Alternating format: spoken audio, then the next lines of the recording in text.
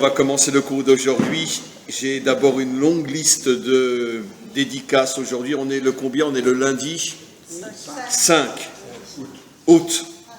Le cours d'aujourd'hui sera dédié pour la guérison totale et définitive d'Avram Ben Sultana, ainsi que pour une naissance très prochainement chez Chana Bat Miriam Amselem, ainsi que la réussite dans tous les domaines pour Eriel Ben Shimon Amselem, pour Myriam Bat Rachel Amselem, pour Rachel,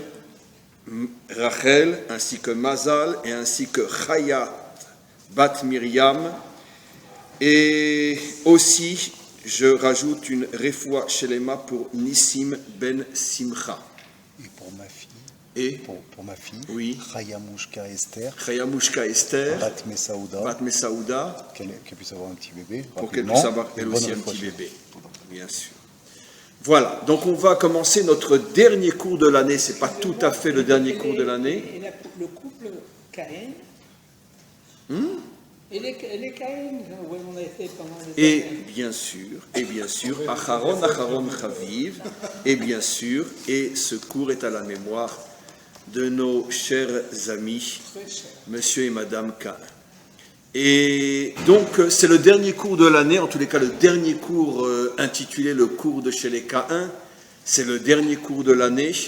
Et comme c'est pas tout à fait le dernier cours qui sera en tout cas sur le site, parce que, bon, contrairement, c'est un peu vrai à ce qu'a dit notre cher ami, je ne vais pas prendre des vacances à 100%, je vais continuer mes cours en hébreu et certains cours en français aussi, mais disons que ça sera moins fou que pendant l'année normale. Mais quoi qu'il en soit, c'est le dernier cours ici, jusqu'à la reprise au mois de septembre. On vous l'annoncera par mail le 2 septembre, le lundi 2 septembre très certainement. Mais comme c'est le dernier cours, et c'est un cours qui est censé aussi, c'est pas que je veux absolument, mais c'est un cours qui est censé aussi peut-être résumer, contenir tout le travail que nous avons fait ensemble pendant toute cette année. Et c'est la première fois aujourd'hui que je remarque, alors que ça fait des années que ça dure, mais ça ne m'est jamais monté à l'esprit, c'est la première fois que je remarque que finalement on termine toujours notre année scolaire, plus ou moins pendant la période du 9 Av, qui est la période la plus joyeuse, la plus extraordinaire de toutes les périodes de l'année. Ceux qui suivent mes cours savent pourquoi je dis ça. D'accord. Et j'ai aussi envoyé un texto pour expliquer pourquoi c'est la période la plus extraordinaire de l'année. Et ceux qui veulent, on peut se réunir Tisha B'Av pour danser, chanter, manger, etc. Manger peut-être pas, mais chanter et danser pas, mais en tout cas avec le cœur, oui. Et donc, c'est une période extraordinaire, on l'a expliqué le cours dernier, c'est la période pendant laquelle la lumière d'Hachem et du Mashiach se dévoile. J'ai tout déjà expliqué dans mes cours en français et sur les textos pour ceux qui sont inscrits sur mes groupes WhatsApp ou bien ceux qui me suivent sur le Facebook. Donc, c'est une période très très importante. Je ne regarde absolument pas l'aspect bidon de la destruction des temples, etc. Ça ne m'intéresse plus. Ça, c'était pour quand on était en Ukraine ou quand on était à Casablanca. Aujourd'hui, on est de retour sur notre terre. On se dirige vers la reconstruction du 3e temple. Et c'est la seule chose qui doit aujourd'hui nous intéresser. Ne plus parler de deuil, mais parler de la joie et du bonheur infini d'être sur notre terre et de nous diriger tous ensemble vers la délivrance finale. Et c'est pour ça que nos maîtres nous disent que précisément le 9 Av, qui était le jour le plus triste de l'année, deviendra le jour le plus joyeux de l'année.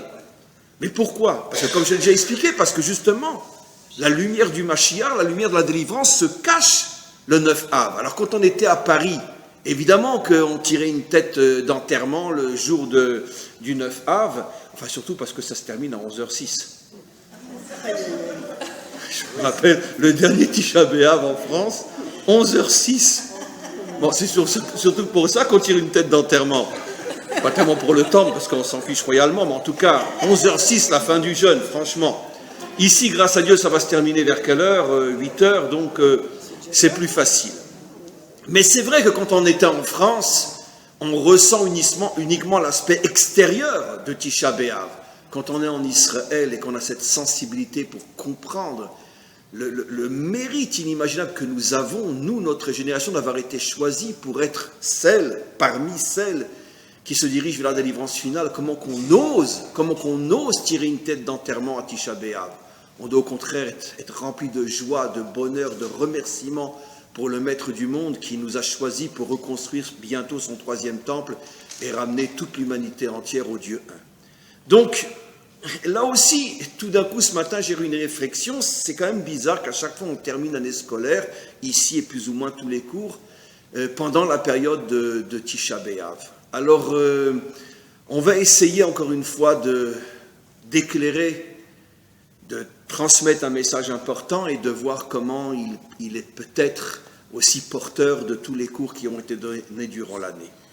Au tout début de la paracha, Rashi nous apprend quelque chose que ceux qui ne lisent pas Rashi n'auraient pas pu deviner. Nous savons tous que nous avons passé 40 ans dans le désert. D'accord. Mais est-ce que quelqu'un d'entre vous sait plus ou moins à quel endroit dans le désert? À quel endroit? Bon, si ça avait été à Eilat, ça aurait été super. Vous imaginez, on serait descendu au Hérode, les petits déjeuners le matin, c'est la folie. Mais non. Alors justement, c'est dans différents endroits, mais tous plus ou moins géographiquement parlant, plus ou moins au même endroit. C'est Rashi qui le révèle dans notre paracha. Dans tout le Sefer Bamidbar, Rashi ne l'a jamais dit. On était effectivement dans différents endroits, mais toujours à la frontière de Séhir. Rashi explicite. À la frontière de Séhir, le pays de Esav. Esav, Édom, vivait encore à cet endroit-là, à cette époque-là, à la frontière de Séhir. Non, c'est-à-dire toute la région de Eilat, en vérité. Le sud de la Jordanie. Il faut savoir que tout le sud de la Jordanie, c'est le Séhir de l'époque biblique, le pays de Édom, le pays de Esav. Et donc Rashi nous apprend que c'est absolument incroyable, pendant 40 ans, on se trouvait dans cette région. C'est vrai qu'on a plus ou moins été dans 40 endroits différents, mais toujours à la lisière de la frontière de Séhir. Alors bien sûr, la question est évidente. Pourquoi précisément rester toujours à la frontière de Séhir, qui est le pays de Esav? Alors bien évidemment, vous avez tous déjà deviné, tous et toutes deviné, qu'il y a eu une allusion, bien évidemment, au dernier exil d'Israël, qui est bien sûr l'exil de Séhir, l'exil de Édom, l'exil de Esav, celui qui dure depuis 2000 ans et qui est l'exil de Rome, l'exil de Édom. Rome, dans le sens que c'est eux qui ont détruit notre nation et qui nous ont exilés aux 4 coins de la terre. Et donc, il y a eu une allusion claire, et surtout que l'on sait que la Torah est le plan de toute l'histoire, mais plus encore, disent nos maîtres, de très nombreux passages de la Torah, voire même la majorité des passages de la Torah, sont des allusions aux générations qui vivront avant la délivrance et jusqu'à la délivrance. Les plus grands messages sont cachés de la délivrance et de nos dernières générations sont cachés précisément dans la Torah. Et donc la raison pour laquelle, disent nos maîtres, Hachem nous a gardé 40 ans à la frontière de Édom, pour nous faire comprendre des millénaires à l'avance que le véritable exil, celui duquel dépend la délivrance finale, on pourrait presque dire que les 3 premiers n'étaient que des entraînements, mais le véritable exil, c'est le dernier, l'exil de Édom. Et une autre question qui se pose, et on va rentrer véritablement dans le cours, pourquoi 40 ans? Alors évidemment, la réponse au niveau du pshat, au niveau du sens simple, on la connaît. Pourquoi 40 ans? Parce que comme les explorateurs ont exploré le pays pendant 40 jours et après ils sont revenus et ils ont dit du mal sur la terre d'Israël, alors Hachem leur a dit, ça dans la paracha des explorateurs, chaque jour sera transformé en une année. Vous avez visité pendant 40 jours et vous n'avez pas été fichu d'encourager le peuple à rentrer sur sa terre, et bien vous serez en exil jusqu'à votre mort, toute cette génération-là, pendant 40 ans dans le désert. Ça, c'est le pshat. Mais évidemment, on ne peut pas en rester là, on est dans la Torah. Pourquoi le chiffre 40? Et s'ils avaient visité la terre pendant 35 jours, ou pendant 52 jours et demi, pourquoi 40? C'est clair que si c'est 40, c'est qu'il y a un sens au niveau du chiffre 40, qui se transforme en 40 ans. Pourquoi 40? D'autant plus que le chiffre 40, on va en reparler dans quelques instants, on le retrouve À quel moment? Qu'est-ce qui a été donné en 40 jours? Ben, la Torah. La Torah, le Maboul aussi, c'était 40 jours, c'est très très juste. Jusqu'à ce que l'eau disparaisse, ça a pris 1 an. Mais la pluie était 40 jours aussi. Mais en tous les cas, les 40 jours du don de la Torah. Donc 40 jours pour visiter la terre d'Israël, 40 jours pour recevoir la Torah. Pourquoi le chiffre 40? Alors, vous êtes d'accord qu'on fasse un peu de Kabbalah? On s'y croit? On vient des Mekoubalim? Très bien. Alors, on va faire un peu de Kabbalah. On va voir quelle est la lettre qui correspond à la valeur 40. Le même. D'accord? Je t'aime. Non, c'est une manière de parler. Donc c'est le même. Très bien. Le même. Et c'est pour ça qu'on dit maman, je t'aime. On utilise plusieurs fois le même. Très bien. Et donc, d'ailleurs même en hébreu, maman se dit aime. C'est de là que vient le mot maman, aime. Et donc, le même. Est-ce que vous avez déjà posé la question, le même dans l'alphabet, il a quelle place? C'est la lettre plus ou moins du milieu, parce qu'en vérité, il y a ou 22 lettres, ou si on rajoute les 5 dernières, c'est 27. On va voir que c'est plus ou moins le milieu. C'est juste, mais pas mathématiquement le milieu. Mais par contre, avez-vous déjà compté Aleph, Bet, Gimel, quelle est la place du même dans l'alphabet? Je parle des 22 lettres fondamentales, je ne parle pas des 5 qu'on rajoute. De toute façon, même si on rajoute 5, ça ne change rien par rapport à ce que je vais dire. C'est? Pas tout à fait. La 13e. Le même est la 13e lettre. Aleph, Bet, Gimel, Dalet, He, Vav, Zain, Chet, Zain, Chet, Tet, Yud, 10, et après, Kaf, Lamed, Même, 13. C'est la 13e lettre. Donc, le même est la 13e lettre. C'est pour ça que ce n'est pas vraiment le milieu, parce que ce n'est pas le milieu des 22, et ce n'est pas tout à fait non plus le milieu des 27. Mais c'est plus ou moins le milieu. Mais ce n'est pas ça le cours. C'est la 13e lettre de l'alphabet. Allez, on continue, on est des Mekoubalim. Très bien. Et le chiffre 13, c'est la valeur numérique de quoi? Déjà, ce que Muriel dit est extraordinaire. C'est la valeur numérique du mot Ahava, aimer. Je t'aime. On dit je t'aime. Et 13 est la valeur numérique du mot Ahava. C'est incroyable. Mais c'est pas ça. Mais 13 est surtout la valeur numérique de quel mot? Echad. Bayom haou yeh Hashem. Echad. Ushmo. Echad. En ce jour, Dieu sera un et son nom sera un. Donc, puisque le même est la 13e lettre de l'alphabet, et on va comprendre pourquoi, et que le chiffre 13 est la valeur numérique de Echad qui fait allusion à la délivrance, on comprend que le même est une lettre qui fait allusion à la délivrance finale où tout sera un. Et c'est la raison pour laquelle on a reçu la Torah en même jour, 40 jours, parce que quelle était la raison, la condition sine qua non pour recevoir la Torah qui se rappelle? Le peuple était uni. Qu'est-ce que dit Rashi? Que ish echad belev echad. On était comme un seul peuple, avec un seul cœur, comme un seul être. Bon, il était une fois. Ne vous inquiétez pas. Voilà. Vous savez très bien. 2 Juifs arrivent sur une île déserte. Combien de synagogues ils construisent? 3. Celle où je vais, celle où tu vas, et celle où ni toi ni moi on rentre. Très bien. Ok. Donc, il était une fois l'unité à l'intérieur du peuple juif. Mais quoi qu'il en soit, Rashi nous dit la condition pour pouvoir recevoir la Torah, qui est Ish Echad Belev Echad. Et c'est la raison pour laquelle la Torah est donnée en 40 jours. 40, la 13e lettre, pour faire allusion au fait que le chiffre 40, le même, est le signe de la délivrance finale. Vous comprenez aussi maintenant pourquoi Hachem voulait que ce qui aurait dû normalement bien tourner, la visite de la terre d'Israël par les explorateurs, a duré elle aussi 40 jours, parce que quel est l'endroit où va se dévoiler que Dieu est un? Eh bien, Kimitzion Tetze Torah. de Tzion sortira la Torah, en Israël.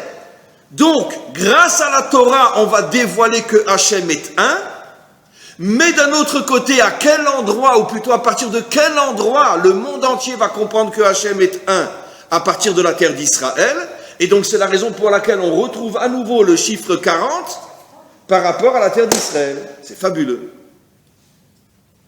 Maintenant, vous comprenez pourquoi le chiffre 40 fait aussi allusion au dernier exil, l'exil de Esav. On est resté pendant 40 ans à la frontière de Édom avant de rentrer dans notre pays.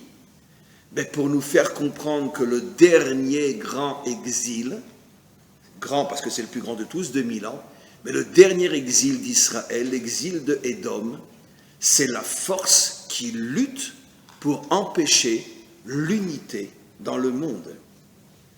C'est ça, véritablement, la force de Édom. Je ne vais pas reprendre des cours que j'ai déjà faits, mais je vais le faire très vite parce qu'on a déjà consacré des cours à ce sujet-là. Mais vous comprenez maintenant pourquoi, à propos de quelle relation humaine le mot Echad est dit pour la première fois dans la Torah? Le couple. Al-ken ya'azov ish et aviv et imo.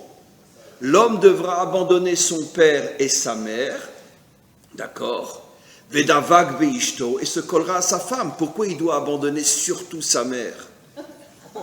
Parce que s'il ne veut pas tuer sa femme, il doit s'éloigner de sa belle-mère. Et donc automatiquement, la Torah est très claire, si tu veux être collé à ta femme, abandonne ta mère. Parce qu'une belle-mère, c'est insupportable. Et la Torah dit toujours que c'est la mère du mari qui est insupportable, pas la mère de la femme vis-à-vis de son mari. C'est la mère du mari. Pourquoi? Parce que non, il est à moi, non, il est à moi. C'est mon fils, c'est mon mari. On connaît toute cette histoire. Et donc, c'est simplement une blague sérieuse, mais une blague quand même.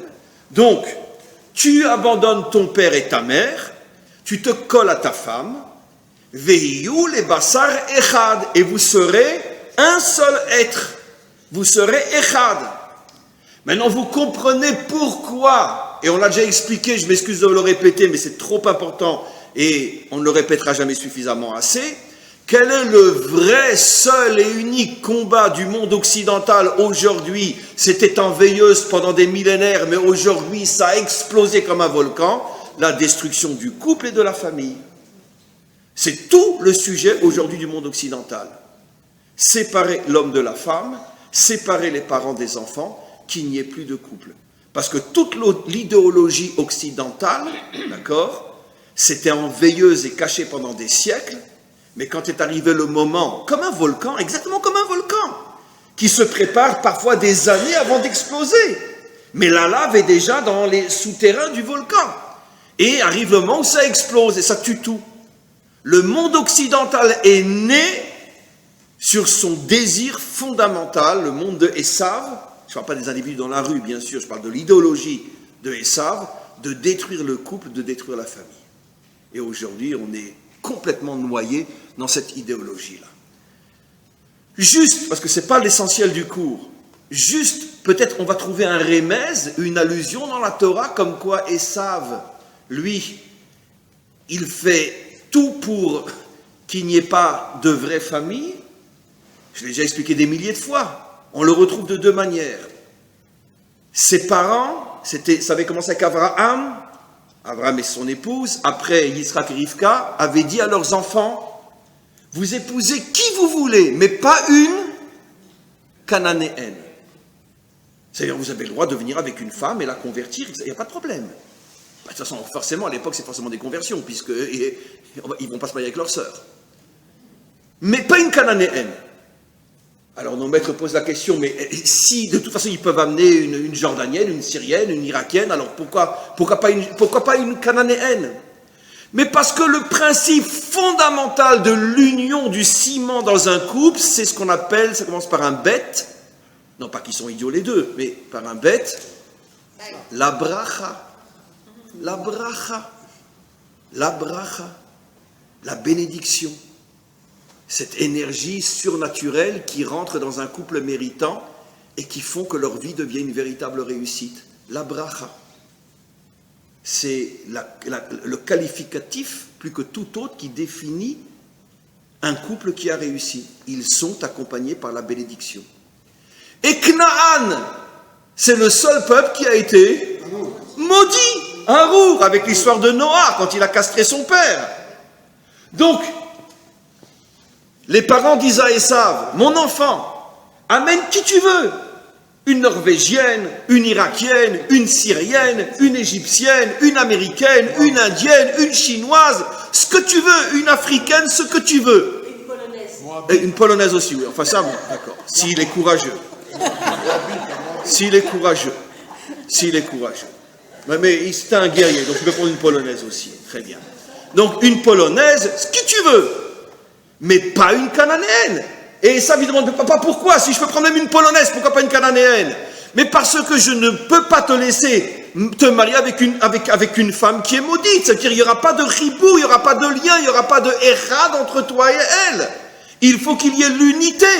Et ça, avec n'importe quelle femme du monde, tu peux avoir l'unité si c'est ton âme sœur. Mais avec une Cananéenne, c'est impossible, elle est maudite. Et le ciment du couple, c'est la bénédiction. Très bien, papa, ne t'inquiète pas. Je ferai ce que tu demandes. Et qu'est-ce qu'il fait tout de suite? Il va épouser 2 Cananéennes. Et ça, il va épouser 2 Cananéennes.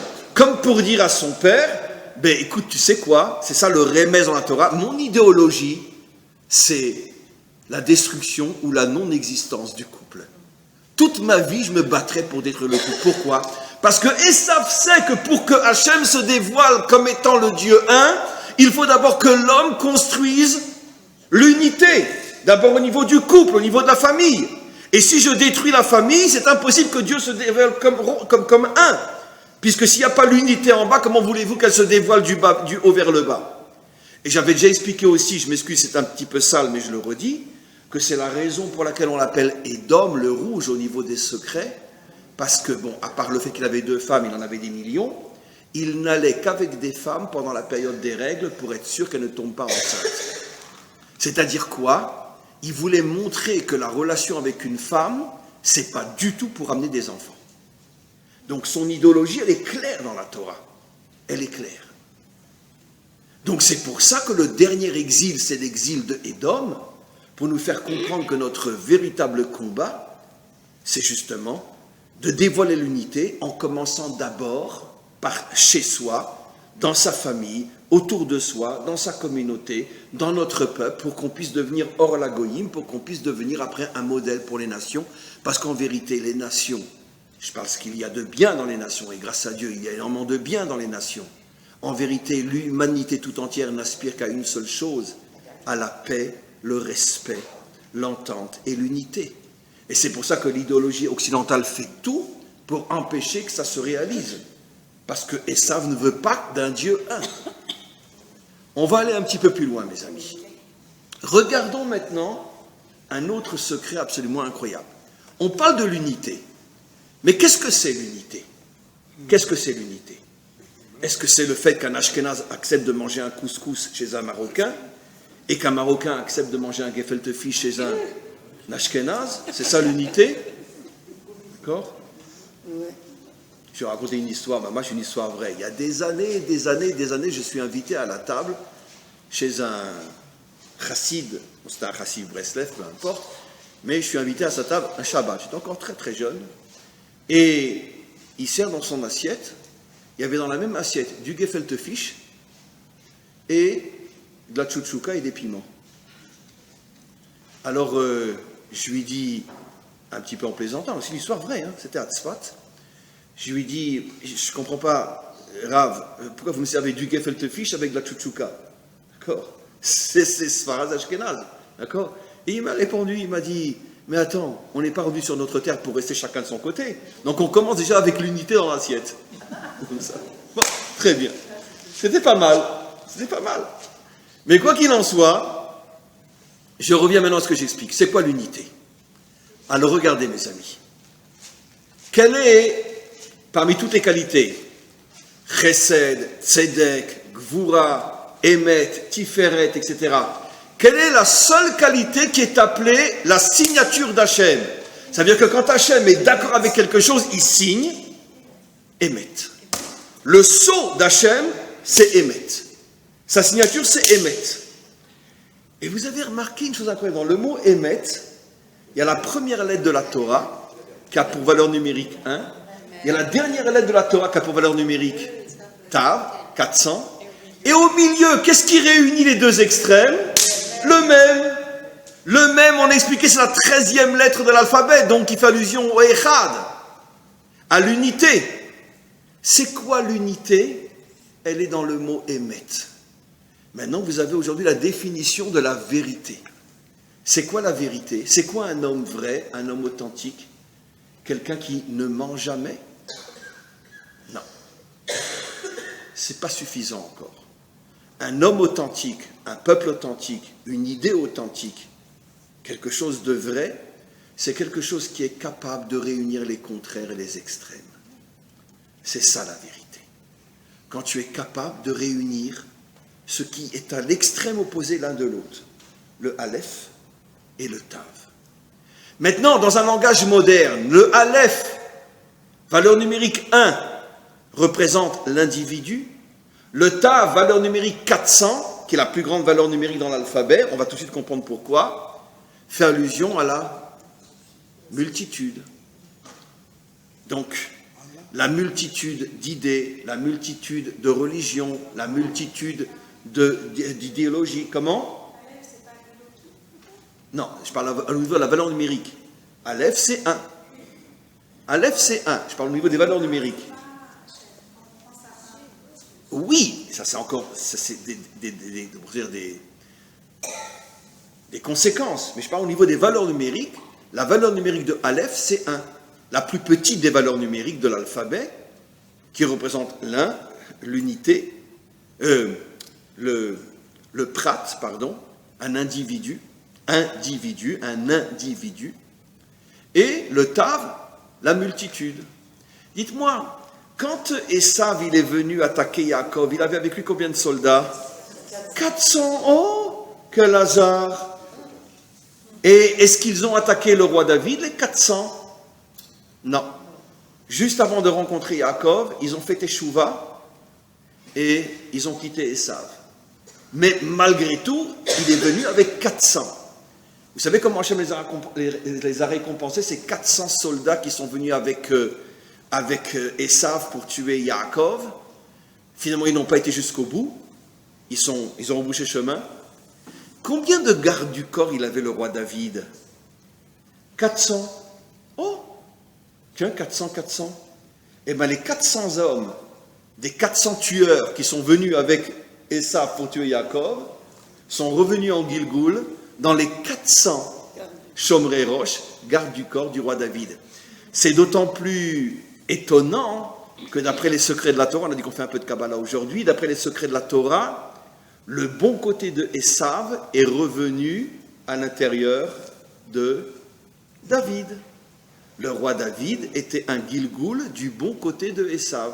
Oui.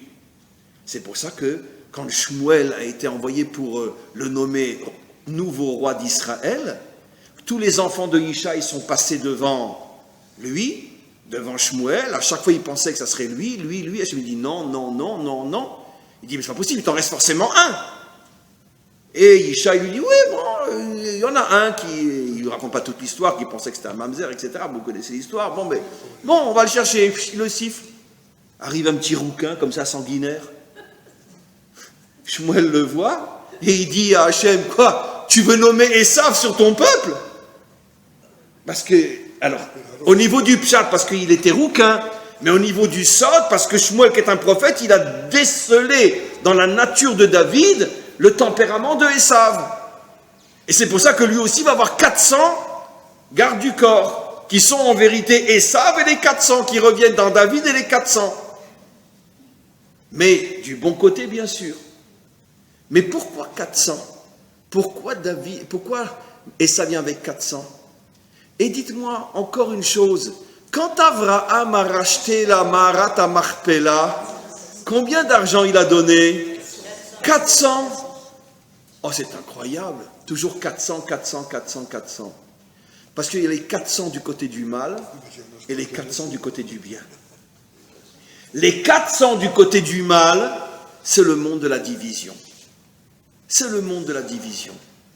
On verra pourquoi 400 dans quelques instants. Le monde de la division. Esav incarne la division. Surtout pas d'unité dans ce monde. Chaque homme trompe sa femme, chaque femme trompe son mari, chaque enfant envoie balader ses parents. Pas de famille, pas d'unité. Et vive le mariage Et on attend tous avec impatience le jour où un homme aura le courage de dire qu'il se marie avec sa chienne. On y arrivera, ne vous inquiétez pas. C'est pour très très bientôt. Donc ça c'est Esav. Il vient avec 400 comme pour dire, moi je suis l'idéologie de la division. Mais d'un autre côté, le mot émet veut dire quoi? Tu prends la division et tu la rattaches à l'unité. Ça veut dire quoi? J'ai souvent expliqué, je vais le dire de manière très simple. C'est la grande différence entre l'unité et l'uniformité. Dans l'uniformité qui est le régime stalinien, tout le monde est pareil. Dans le monde libéral, personne n'est comme l'autre. Chacun fait ce qu'il veut. J'ai envie de me marier avec ma chienne, je me marie avec ma chienne.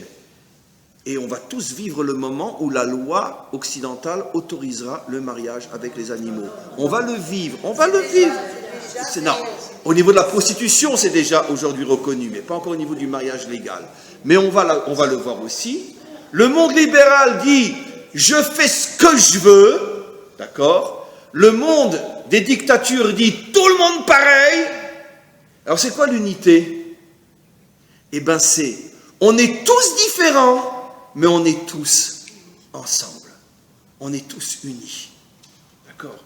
Vous imaginez qu'on crée en Israël un parti dans lequel il y ait Meretz, Avoda, Kachol Lavan, Likud, Otzma, tout le monde. Vous imaginez un parti comme ça? D'accord. Moi, c'est mon rêve. Mais, comme on dit, l'espoir fait vivre.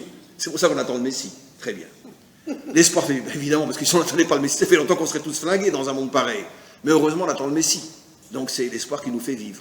C'est comme ça qu'on tient le coup. Puis dans chaque génération, on l'attend encore. Bon, très bien, c'est pas grave. Mais quoi qu'il en soit, le travail de la vérité, c'est que tu unis les différences. D'accord? Mais au niveau du microcosme, quel est le symbole de l'union des différences? Au niveau du microcosme humain, c'est un homme et une femme.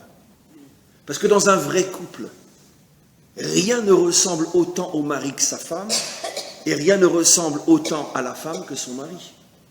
Dans un vrai couple.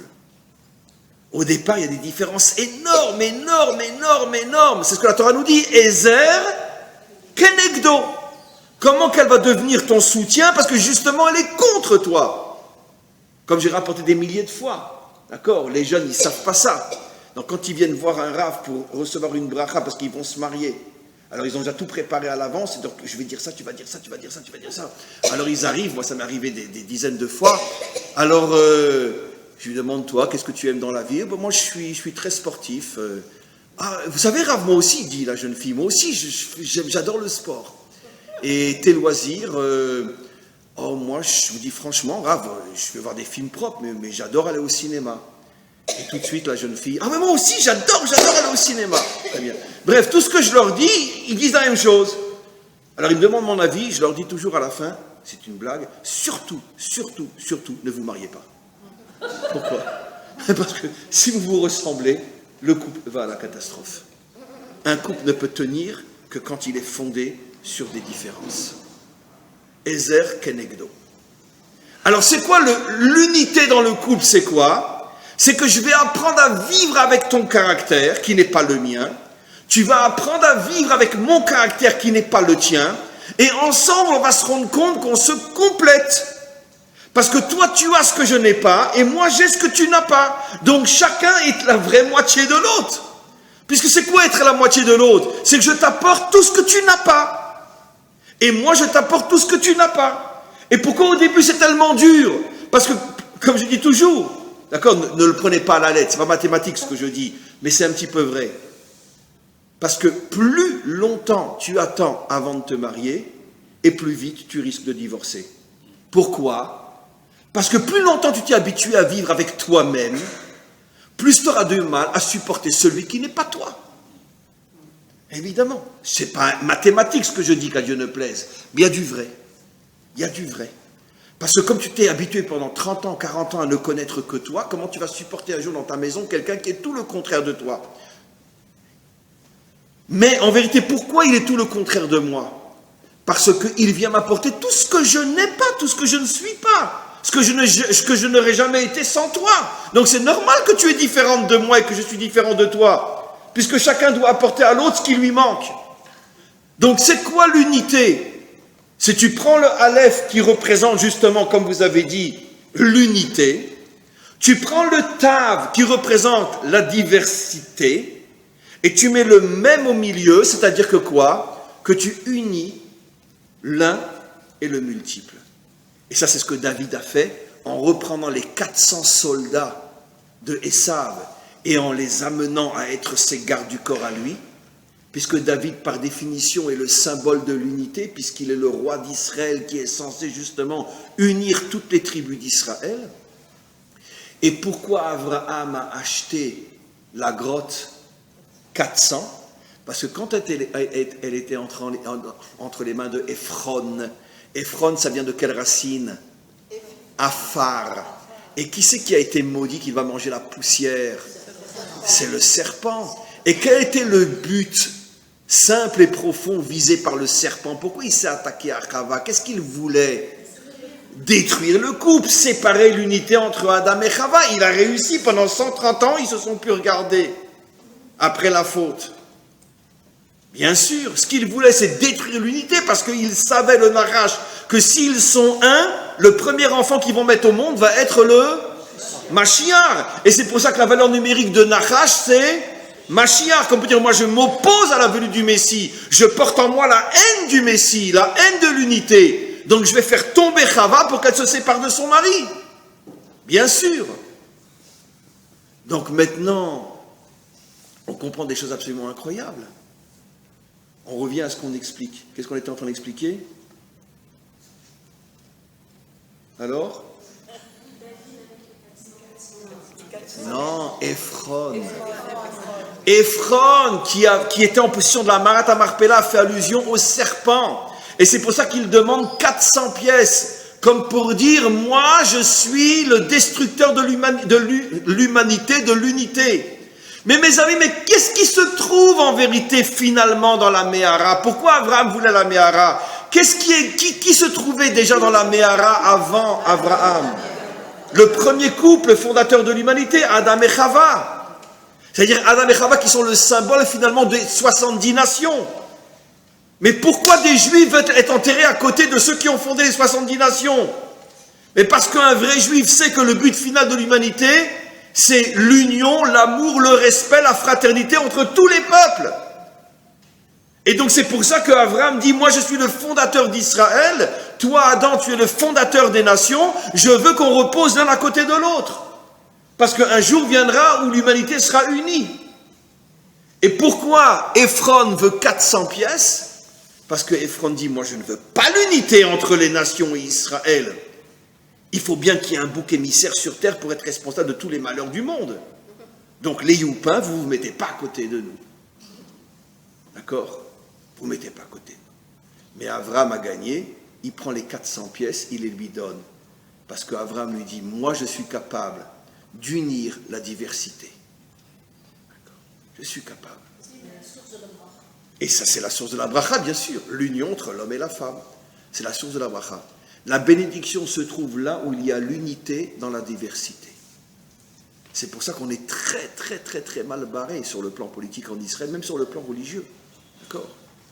Parce que moi je suis Chabad, moi je suis Breslev, moi je suis Ashkenaz, moi je suis Sfarad, moi je prie dans un sidour algérien, moi je prie dans un sidour marocain. Bon, ça fait 71 ans qu'on est revenu sur notre terre et il y a encore des juifs qui prient dans un sidour marocain.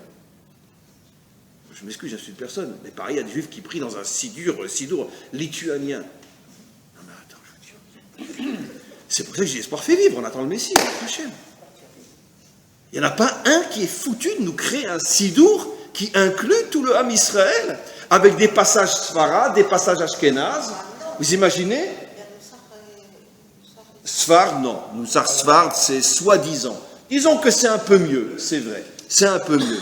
Mais c'est beaucoup plus Ashkenaz que Sfarad, le Nusach Sfard. Beaucoup plus. Comment? Ça veut dire qu'il y a des passages pour tout? Oui, mais Achid, ça veut dire qu'il demande à tous les soldats de prier dans le même sidour, mais ce n'est pas un sidour qui contient tous les aspects de toutes les facettes d'Israël, c'est ça que je veux dire.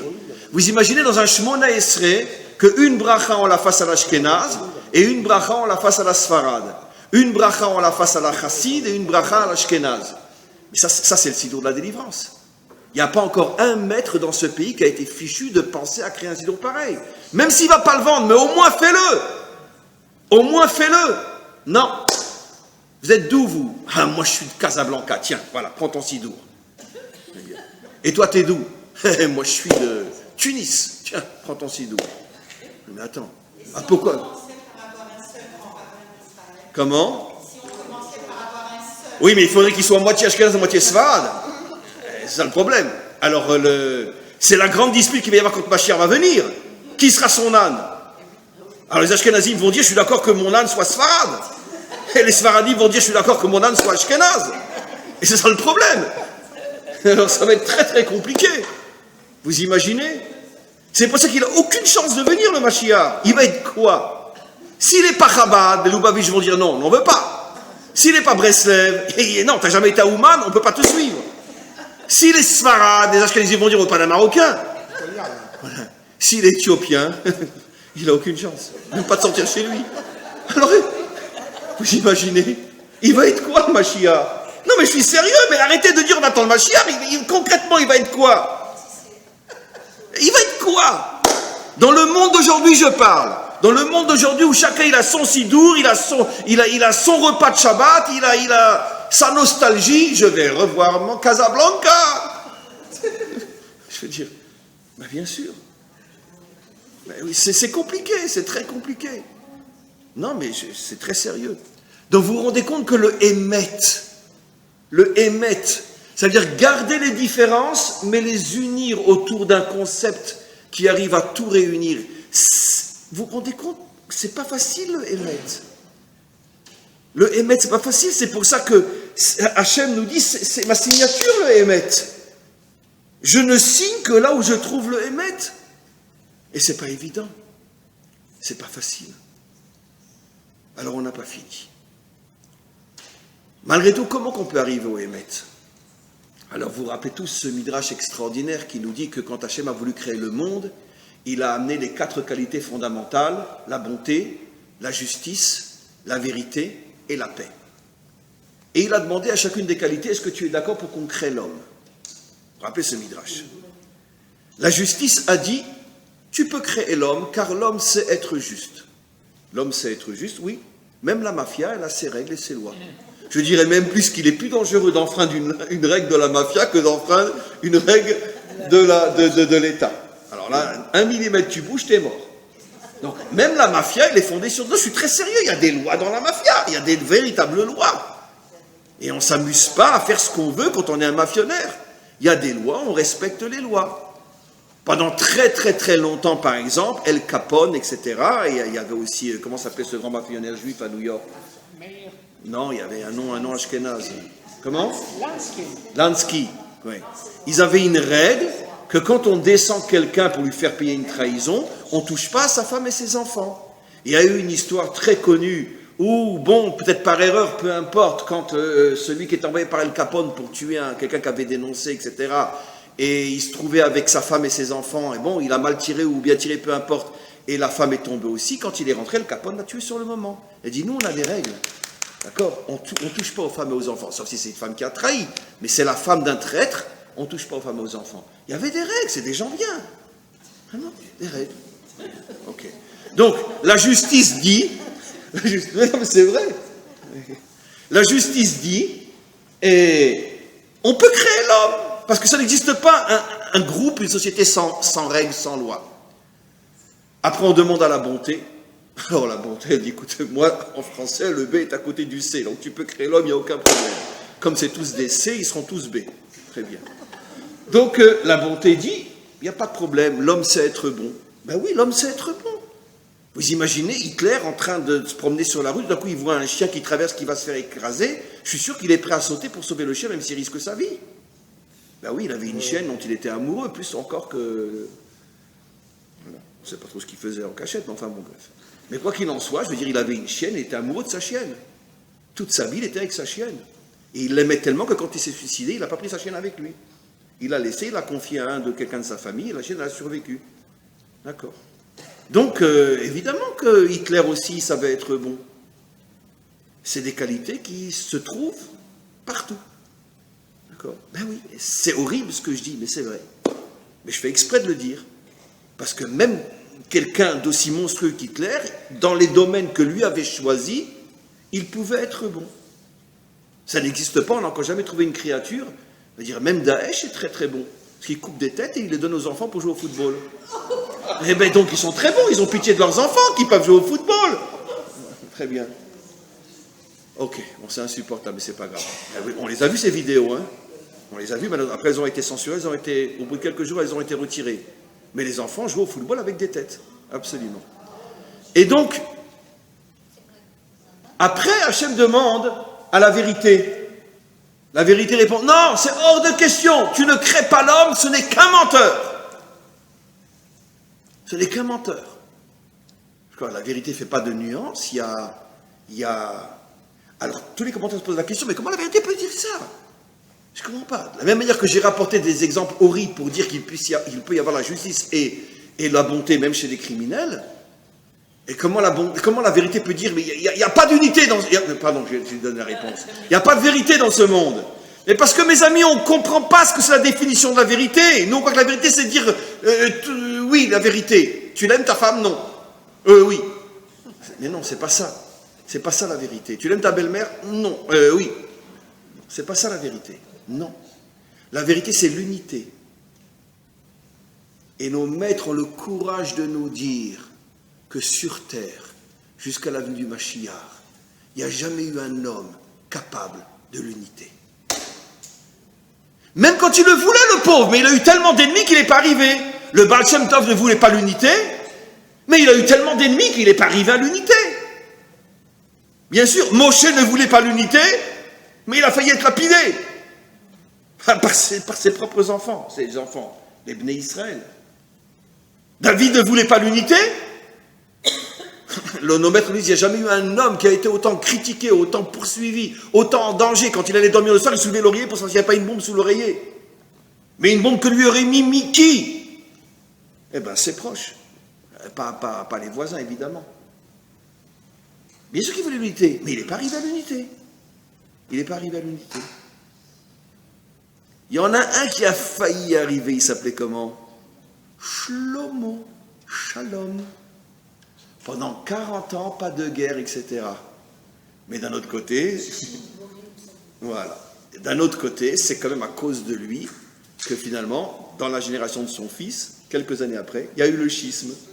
Donc ça prouve qu'en vérité, il n'était pas un faiseur d'unité, puisque c'est avec son fils qu'il y a eu le schisme, qui n'a jamais été réparé jusqu'à aujourd'hui, puisqu'on ne sait même pas où sont les 10 tribus d'Israël.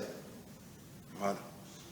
Donc, la vérité dit non, ne crée pas l'homme, puisque la véritable définition de la vérité, c'est l'unité. Et personne ne sera capable d'amener l'unité. Et si on doit attendre jusqu'au Mashiach, alors attends, hey. D'accord. Après, Hachem demande au Shalom, et il dit, et toi, qu'est-ce que tu dis? Shalom répond, s'il n'y a pas d'unité, il ne peut pas y avoir de paix, évidemment. Alors, c'est 2 contre 2. Qu'est-ce que fait Hachem? Hachem, comme c'est quelqu'un de très très libéral, très démocrate, d'accord? Eh bien, il prend la vérité, il la fout par la fenêtre. Comme ça, il ne reste plus que 2 contre 1. Et on crée l'homme. Il jette la vérité par la fenêtre. C'est un vrai dictateur. Puisque, au lieu de dire, bon, ben écoutez, on va renégocier, on va voir. Donc, Hachem est pressé. Ça me dérange qu'on n'arrive pas à créer l'homme. Il prend la vérité, il la jette par la fenêtre. D'accord? Et il crée l'homme, 2 contre 1. Après, il regarde par la fenêtre, c'est toujours le Midrash, puis il voit la vérité se relever comme ça, et puis qu'il regarde Hachem tout en haut, parce que le débat était dans le ciel, bien sûr, et puis la vérité dit la chose suivante, Emet, mais Eretz, Titzmar. La vérité poussera à partir de la terre. Et si vous prenez les premières lettres de Emet, Me'eret, Titzmar, vous avez à nouveau le mot Emet, la vérité. Comme pour dire qu'elle n'a pas seulement dit, c'est dans son essence. La vérité ne peut jaillir que de la terre.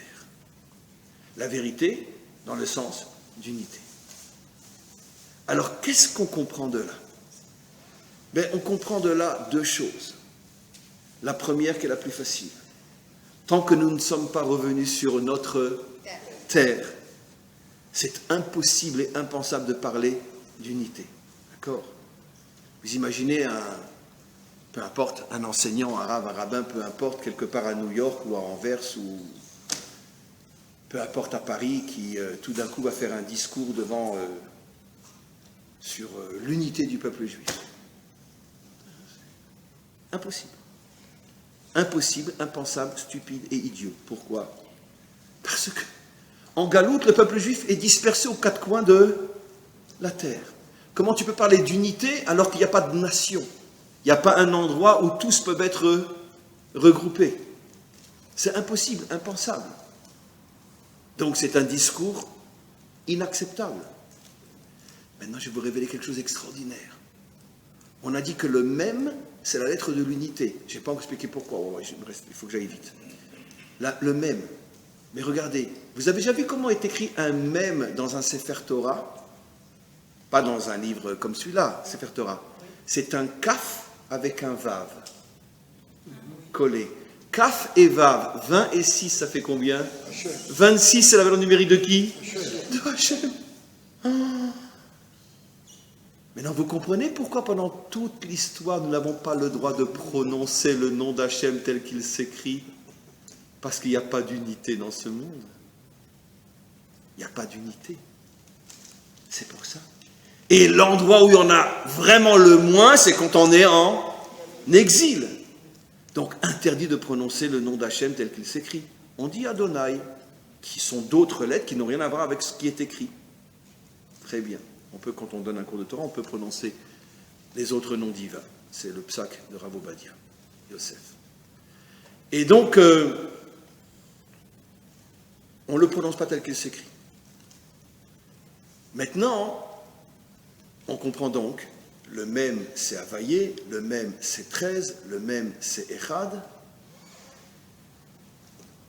Qu'est-ce que ça veut dire, encore une fois, que la vérité pousse à partir de la terre? Première condition, il faut qu'on soit sur notre terre. Si on n'est pas sur notre terre, on ne peut pas parler d'unité. Maintenant, vous me direz, d'accord, mais on est revenu sur notre terre, est-ce qu'il y a de l'unité? Alors, je répondrai, et ça va être la fin du cours, je répondrai ce que j'ai déjà dit des milliers de fois.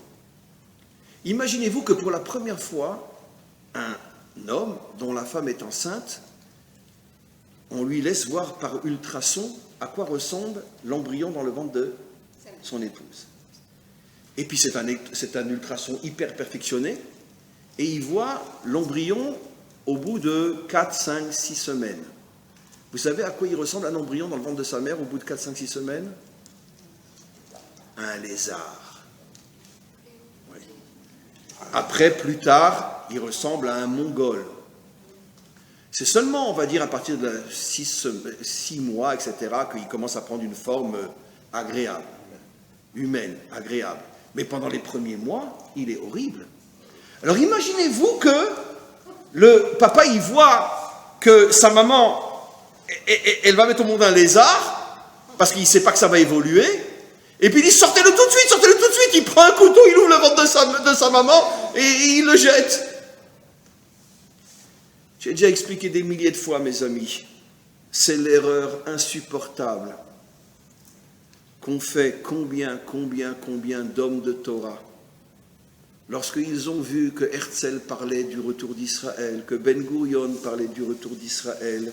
Je dis quoi? C'est ces tarés mentaux-là qui vont nous ramener sur notre terre. On dirait des serpents. Ben oui, ben tu sais, ton fils aussi, avant de devenir le beau petit garçon qu'il est, ben il avait une tête de lézard, hein, excuse-moi. Mais c'est comme ça qu'Hachem a créé le monde, il y a une évolution. Il faut avoir le temps, la patience, que tout se transforme, tout devient bien. Mais si tu fais ce que certains ont fait, ah non, non, on ne veut pas d'Herzl, allez, qui aille se faire voir. On reste en galoute. Eh oui. Heil Hitler. On reste en galoute. Ah ouais, mais tu vas y rester pour longtemps. Bien sûr. Donc, on ne jette pas le lézard. Parce que le lézard, il va devenir un joli petit garçon, une jolie petite fille dans 9 mois. Laisse le temps. On ne peut pas tout de suite avoir ce qu'on veut. Il y a un processus. Là, un porteur de fruits, avant, c'était qu'une toute petite graine. Et quand on l'a mis dans le sol, elle a pourri, il ne restait rien. Et de cette pourriture-là est ressorti un arbre extraordinaire. D'accord? Et quoi? Et dites-moi, parlons du Mashiach. Quand le Mashiach aura 1 an, 2 ans, 3 ans, 4 ans, et qu'il va avoir une diarrhée qui va s'en mettre partout, et que sa mère va venir et va lui changer les couches, et puis une fois qu'il aura les couches changées, il va faire encore un prout devant sa mère, et ça va ressortir encore. Quelle est la maman qui n'a pas vécu ça? Excusez-moi de parler comme ça. Hein. Vous imaginez que ça va devenir le Mashiach, ça, un jour? Un enfant qui éclabousse une colique dans la figure de sa mère, comme toutes les mamans l'ont vécu au moins une fois, en changeant les couches d'un bébé. Et ça va devenir le Mashiach, ça. Ben oui, ça va devenir le Mashiach. Ben, il proute et il fait des coliques. Ben oui, parce que le nôtre, en tout cas, il ne viendra pas du ciel. Hein. Non, non, c'est pas le Fils de Dieu. Il descend pas du ciel. Il a des couches, il pète et il éclabousse. Excusez-moi. Non, mais parce que des fois on oublie. On est obligé de... C'est ça être juif. C'est être fou. C'est oser dire la vérité. Très bien. Donc, ben oui. Alors vous imaginez que tout d'un coup, quelqu'un rentre dans la maison où on est en train de changer les couches du Mashiach, et puis il vient d'éclabousser sa mère, et puis tout d'un coup rentre un prophète et il dit « C'est un Mashiach ! C'est le Messie !» D'accord. Les gens vont dire ça, un pétard comme ça, c'est le Mashiach. Non mais attends. Mais nous, on attend quelqu'un qui descend d'un nuage. Non, c'est pas. Voilà, c'est un Mashiach. D'accord.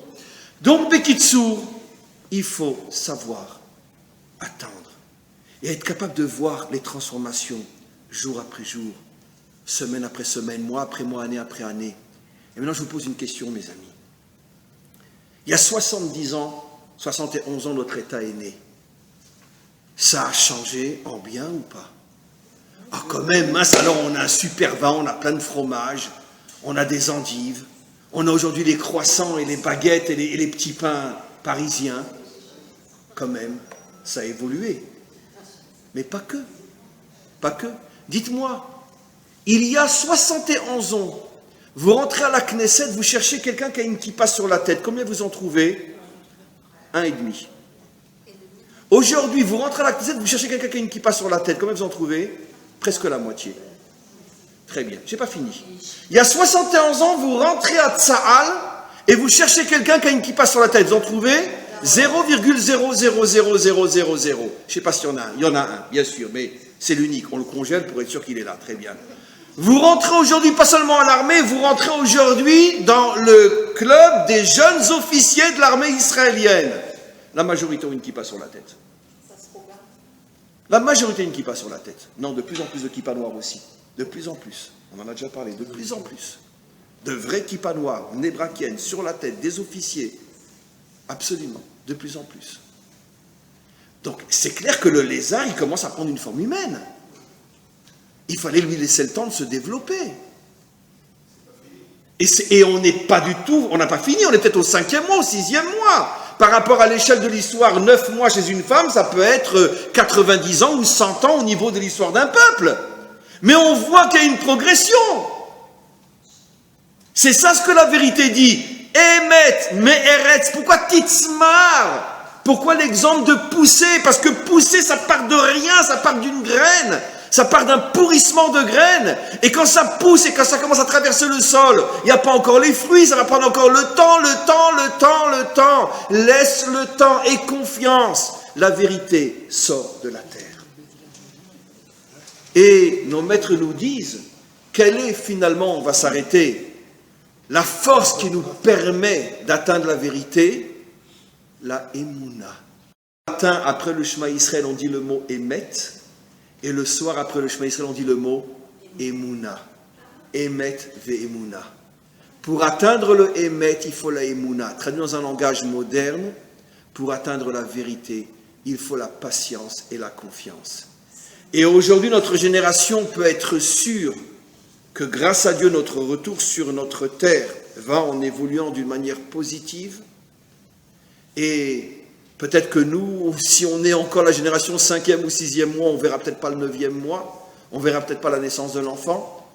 Mais ce qui est sûr, c'est que chaque génération est un mois de plus dans la période de la fécondation, de la grossesse jusqu'à la naissance. Je termine juste, excusez-moi, parce que je ne peux pas ne pas le dire. Pourquoi le même est le symbole de tout secours? Parce que nos maîtres nous disent à partir de quel jour, et les gynécologues sont d'accord aujourd'hui, à partir de quel jour la chose commence à devenir un être vivant? Après le 40e jour. Ouah, quel secret. Ah, ça valait, c'était le cours qui termine l'année, hein. Ça valait. Et aussi, on dit 40 jours avant la naissance, on dit déjà la fille d'un tel avec le fils d'un tel. Donc, vous voyez que nos maîtres nous disent que la vie commence dans le ventre de la mère à partir de 40 jours. Donc, le chiffre 40, c'est le chiffre de la vie, c'est le chiffre de l'unité, c'est le chiffre de la vérité. Et la seule chose qui nous reste à faire après un cours comme ça, d'accord, pas en public parce que ça ne se fait pas, mais à Tisha B'Av, chacun là où il est, vous dansez, vous chantez, vous dites merci à Hachem, parce que n'oublions pas que Tisha B'Av, c'est le jour anniversaire du Mashiach. Et donc un jour anniversaire, on ne porte pas le deuil. Seulement à l'extérieur, on fait comme tout le monde, on fait semblant. Pourquoi tu es triste? Parce que les deux temples ont été détruits. Mais nous, on n'est plus là-dedans. Nous, on est dans la reconstruction. On est dans la période de la grossesse. On va bientôt voir l'enfant naître. On va bientôt voir la reconstruction du troisième temple. Et c'est pour ça que dans notre fond intérieur, pas en public bien sûr, on a le droit et le devoir aujourd'hui de vivre Tisha B'Av d'une manière très différente de la manière dont on vivait quand on était encore dans le 19e à Paris. Oui. Comment? Non, le Shulchan Aruch nous interdit de manifester notre joie à l'extérieur. Ça, je n'ai pas dit. Mais à l'intérieur, on ne doit plus aujourd'hui être brisé, etc. Parce qu'on ne doit pas être enfermé dans le passé, parce qu'on oublie dans quel présent on est. On est dans un présent de reconstruction. Donc tu gardes le deuil extérieur, mais à l'intérieur, tu dois comprendre que les temps ont changé. Non, c'est pas difficile. C'est pas difficile. Pourquoi c'est pas difficile? Je vais vous donner un exemple pour terminer. D'accord? Quelqu'un va au shiva d'une personne qui a vécu bien, sans être malade ni rien. Elle est morte pendant la nuit à l'âge de 98 ans. C'est sûr que extérieurement, bon, on ne va pas s'amuser à dire c'est super, mais intérieurement, si cette personne c'était injuste, qui a toute sa vie fait du bien, qui a vécu jusqu'à l'âge de 98 ans, sans être malade, sans être infirme, sans aller à l'hôpital, dans votre fond intérieur, vous ne vous dites pas, waouh, où il doit être aujourd'hui? Waouh! Donc, à l'extérieur, mais à l'intérieur. Vous voyez donc c'est possible. Ça veut dire que c'est comme ça qu'on doit vivre aujourd'hui, ces moments-là sur notre terre. On doit se rappeler, comprendre qu'on n'est plus aujourd'hui ni à Paris, ni à Meknes, ni à Moscou. On est à Jérusalem. On fait partie d'un peuple qui se dirige à toute vitesse vers la délivrance finale. Amen.